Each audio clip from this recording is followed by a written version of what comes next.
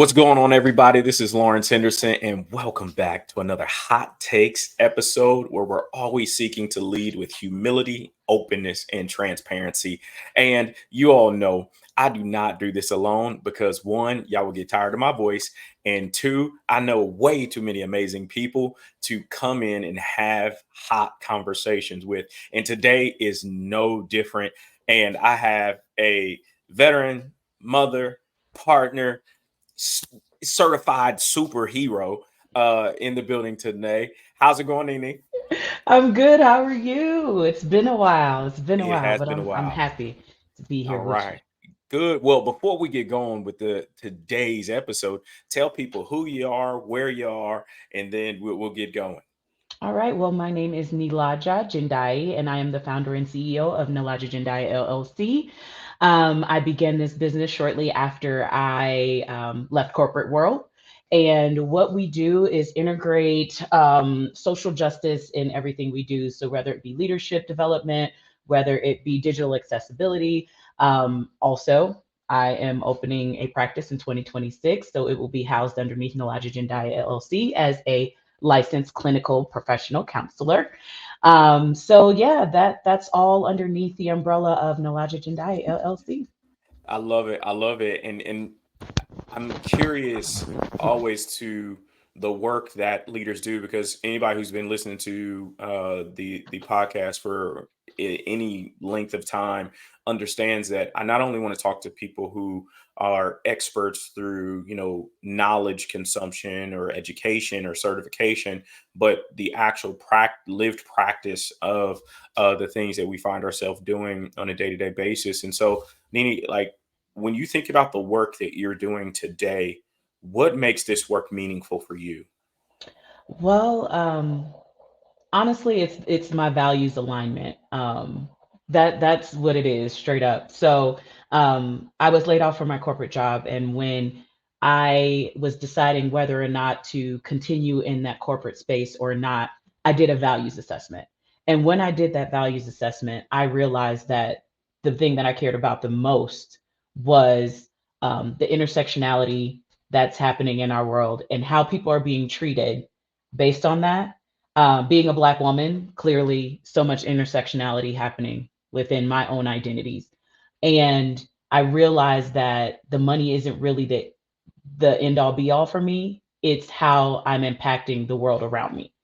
And when I started to look at that value system, not the money, but more so what I need to feel like I'm truly impacting the world around me, that's when I was like, okay, we got to start impacting laws. We got to start impacting how Black women are treated in America, period.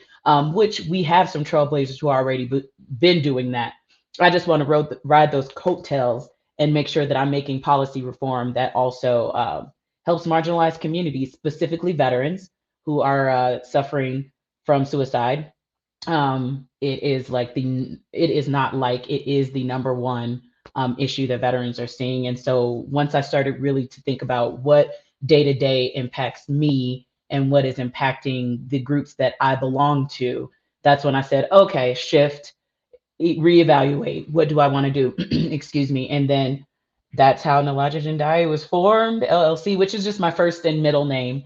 But yeah, and that's when I was like, okay, we're not gonna do the corporate thing anymore. I love the mission that they have, but that's in no way, form, or fashion working towards equity and inclusion as they say it is. And so yeah, that's where I'm No, at. I absolutely love that. And inside of that is so much to unpack.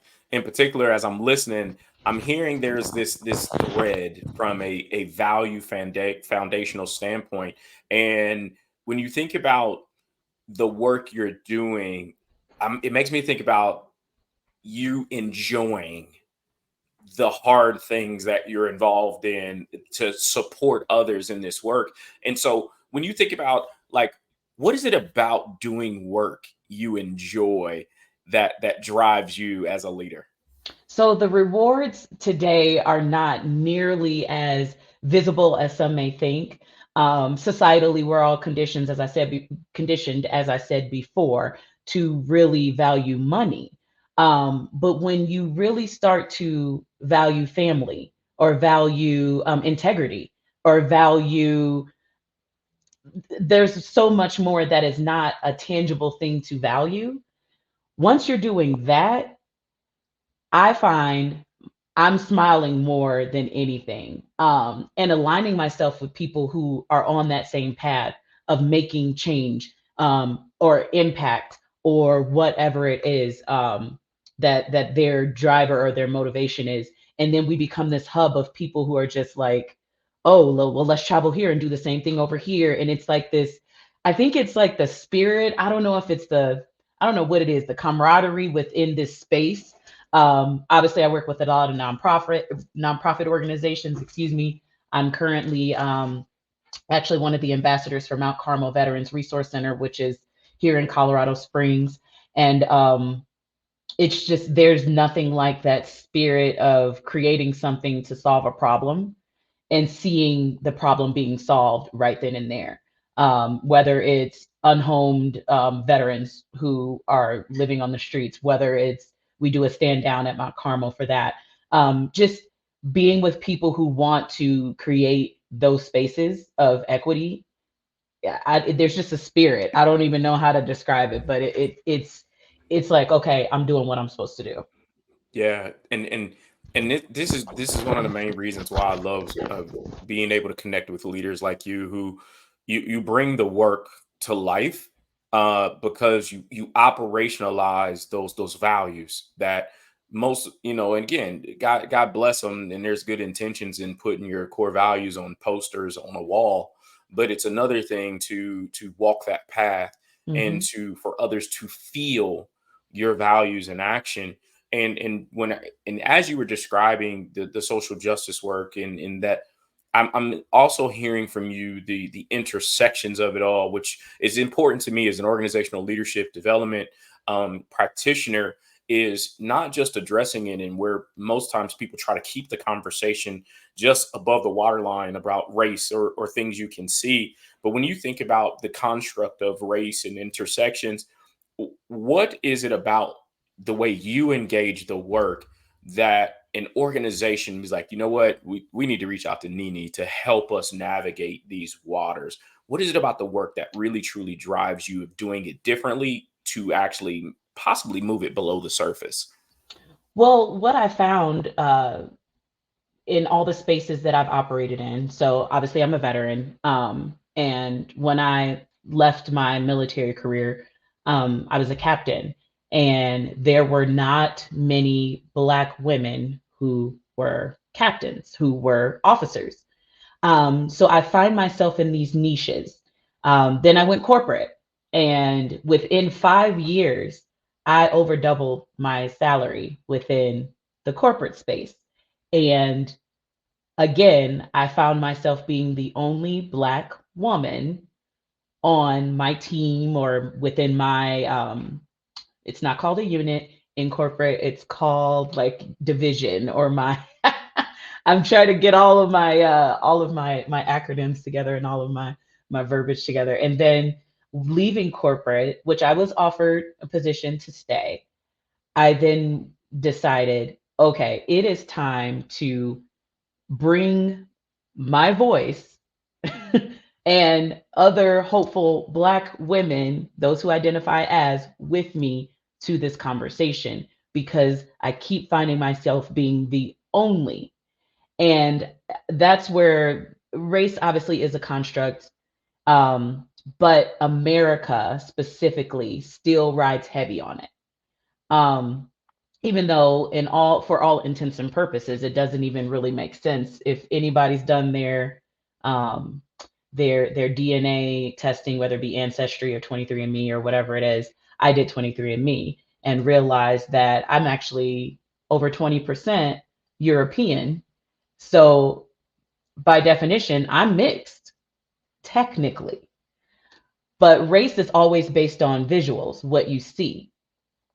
And so what I learned was, no matter what the makeup of my DNA is, how I am viewed and perceived is how I am treated.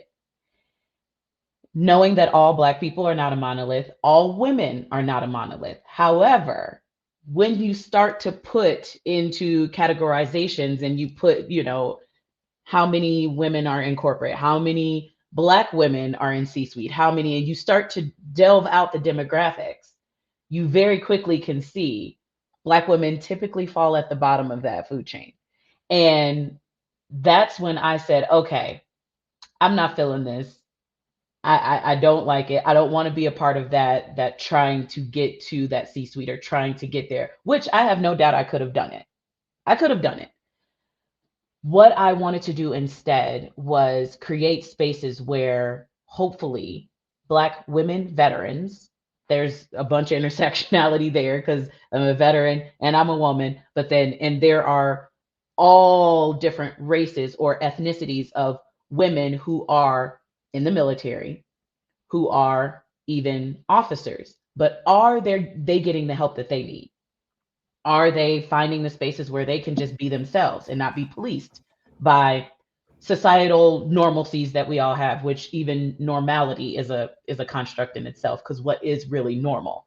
Um, if you start asking yourself these questions, very quickly you go, it doesn't really make sense as to why certain people are at the top and certain people are at the bottom or in the middle or wherever they may fall. And that's if you're talking income that they make, income based, or if you're talking just where they live, where they reside, things of that nature. It becomes very quickly a problem that you're like, why is this way?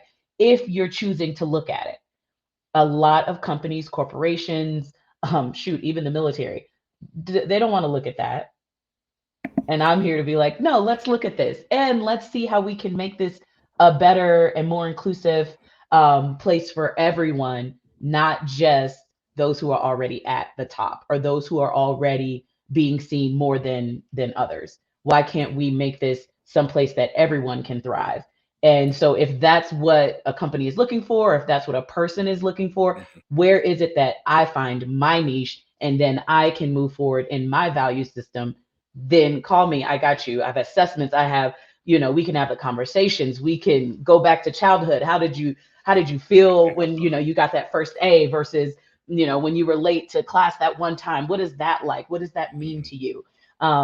Because ultimately we all know that colonization has touched every single part of the world.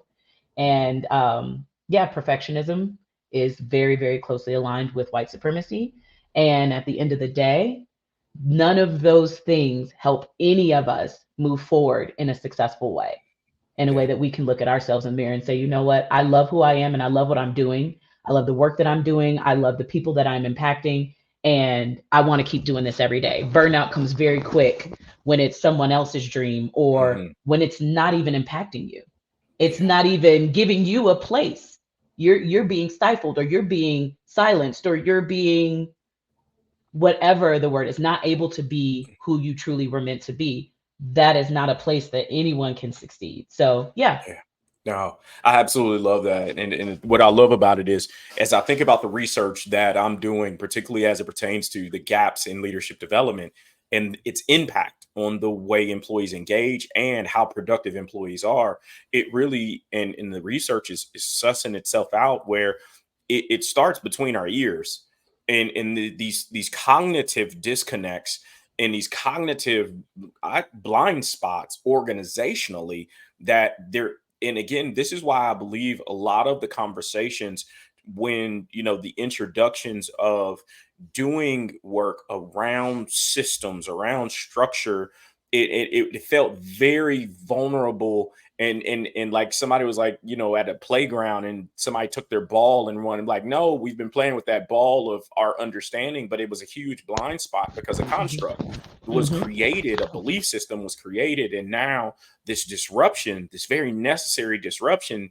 to your workforce of people wanting and desiring to feel seen, feel heard, feel valued and appreciated for the fact that I've always been different, but I haven't always been acknowledged. And Hmm. again, and it's starting at this very foundational place of, and I love anybody who's a practitioner out there, and there's self-determination theory kind of as a framework. If you think about kind of the umbrella themes of that is, you know autonomy, competence, and relatedness. The things Mhm. you were just describing is like, I don't need you to say you're just like me, but I need to feel like I'm connected to you. And there's some type of relationship that, again, it goes beyond just the personal relationships that you have with people at home, but I feel connected with you while I'm in this place and I'm spending all these hours in that More hours disconnect. than at home. More hour in a lot of cases, more hours than at home. And so that connection for leaders to be like, hey, wouldn't you actually want your people to actually enjoy being with you and others versus looking at they watch every 3 minutes like, oh my God, let it end. Which in Mhm. a lot of cases, that's what came out of the great resignation or the great Mhm. migration or whatever you want to call it. Mhm. Mhm. It was all around the things that you were talking about in these intersections. And particularly, I mean, I felt that to my core. You talking about, being a first or being an only and transitioning out as a veteran. And I'm having my own moments of intersection, in Mhm. business forums where I'm sitting there and people are describing themselves and they're talking about their certifications and all the rest of this stuff. And I'm like, my name is Lawrence Henderson, President CEO of Business Operational Support Services LLC. And I never forget, Nini, one of the veterans who were on the call, a Latino gentleman goes, Lawrence, I looked at your LinkedIn profile. You leaving some stuff out, and I'm like, what am I leaving out? He said, you a veteran, you black. Like it was. I was like, I didn't get taught how Mhm. to like engage and be okay with all of my stuff out loud. And Mhm. people like, and you may be out there listening, like, well, why you need all of that? It's not about you. It's like an apology. An apology is not for you. The apology Mhm. is for me as the Mhm. person who's needing to navigate from the inside out, leading from Mhm. the inside out. And so when you think about this work, and again, you're taking this on not just inside of an organization, you're taking this on as an entrepreneur. How is this work for you? Like, I know it's rewarding. You've mentioned that, but what is it like navigating this space knowing I need to balance making money and doing meaningful work? Right. So, and we talked about this not too long ago. What I realized, and I am blessed, I will say this, I am blessed in that I have a few different revenue streams that I've created.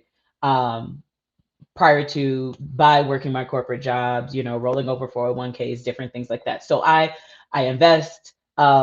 Shout out, I have to put a little plug to Financial Feminist. It's a podcast that I listen to on a daily basis. And it's just about, one of the biggest wealth gaps. Yes, racially or ethnically, there are some huge disparities in wealth gaps. However, the largest is from women to men. That is the largest wealth gap. And I have to say this before I move forward in the reason why I do what I do, and what and how I balance that financial, because I still got to make money. I still got a mortgage. I still got a kid that has, tons of things that he needs. He was on a soccer team last year that cost thousands of dollars. But anyway, I digress. Um, that wealth gap between women and men is the largest. And it is because historically, specifically in America, I can only speak to America, only 50 years ago was it legal for a woman to open her own bank account without a man's signature. Only less than 100 years ago were women even allowed to consider retirement at all. It was all underneath either the husband, the brother, the father, whomever. A man had to sign off on anything. You could work, but you couldn't necessarily get a retirement. Think about that. Um, so there are a lot of women out here who believe that they are making this great money and doing these things, but in reality, unless they are specifically investing, maybe investing or stacking away a large percentage of the income that they're bringing in, however they are, um, they're not tapping into it at all. And I hate to say it, but even at the beginning of my own relationship, I thought, well, he's retiring and I'll get half of that. But how much better would it be that he has his and then you have yours as well? and now there's double instead of half. This is just how I think of things. I got my MBA back in 2019, and I started to I really, love it. really reevaluate, because it's not. I was all like, oh, once I get this MBA, I'm going to make this much money, and then this much is going to go here, and I did that, but time for me is more of a monetary benefit. And what I mean by that is I delve my minutes out in time. So I pay myself, and I'd rather make 50 grand on paper than 200,000 at a corporation where I don't get to decide, hey, I want to do a podcast at 10 a.m. Mm-hmm. on Tuesday. Let's do it. Because if I was working for a corporation, I would have to ask somebody or move things around or whatever the case is. I can just look at my calendar and be like, you know what, I'm doing this. Oh, you know what, I need a self care day today, or I need a mental health day. Obviously, I am a veteran. I do have PTSD. Every day is not a wonderful day. But when I worked that corporate job, I had to show up in spite of. And what that might meant was, on the back end, now I have to sleep for 2 days, or I have to take off of work because I had to show up on a day that I was not ready. Now in entrepreneurship, I can move a meeting. Hey, I'm not feeling good today, or my son needs me at this field trip. I'm sorry, I gotta go. I don't have to use PTO. I don't have to. So there's always going to be a give and take. Is it hard to be an entrepreneur? 100%. Is it hard to be in a corporation? 100%. If it is it hard to be a student in order to get to that next level that you're looking to get to? 100%. But I find that if I'm aligned with my values, which is not money, Mm-hmm. it's just not for me. And again, I'm blessed to have the different revenue streams that I have. But I can say this: if I can do it, you can too. So I love it. hey, come holler at me, and my husband run a business together called Veterans Digital Ally, and Mm-hmm. all we're trying to do is give as much digital accessibility to marginalized and aging adults, and specifically veterans, so that, Mm-hmm. hey, if you want to get a certification and you want to, I don't know, be a PMP, or you want a project management professional, or you want to get your Cisco certification so you can be an engineer, hey, come work. Or you just want to start a business and you don't even know where to go, we can lead you to all of that. That way you can start making your own money moves and not have to feel like you have to get hired by a certain corporation and Mm-hmm. play their respectability politics, if you will, or whatever the case is, if you're just not ready for that. But if you do want to use that, we can help with the resume. There's so many avenues of approach, and I think it's helpful being a veteran, because then I can decode those acronyms to say, okay, Mm-hmm. this is how it will translate. And so does Mount Carmel, does the exact same thing, which is why I work with them. But yeah, let's figure out how to get this military experience or this corporate experience into what it would look like for entrepreneurship, to get the grant that you might need. Or if you want to start a 501(c). There's so many avenues, or a Exactly. 501, what is it, 3938. There's so many. There's so much There's knowledge out tons. here. Yes, there's so much. So yeah, that's all I want to do, is just empower people I love it. to I love it. Yeah. It's funny, because again, as I think about, all of our peers that are transitioning from the military or have transitioned, and this belief, and there's something early on in my transition, as you think about, again, what this new reality outside of uniform is supposed to look like. There was this thing I landed with as I'm sitting with my first professional development coach, and this idea about giving myself permission to practice and iterate Mm, in the seasons of life that I was finding myself in, and not trying to be so definitive that I need to think about this 5 year, 10 year plan, but just let myself be in the moment. And it was that moment that I began to write me into the mission statement of my life, that the things began to open themselves to me, and me to see these new realities. Like you said, if we can do it, like but it's now partnering, right? Creating hmm that community that once was. And again, if you're somebody who's looking for community, like reach out, connect, because again, we're huge believers in it's a we, not a me. Because Amen. again, as we know it, don't be a single point of failure or an island of excellence. And find yourself out there, with the trying to do the wine song looking for cheese.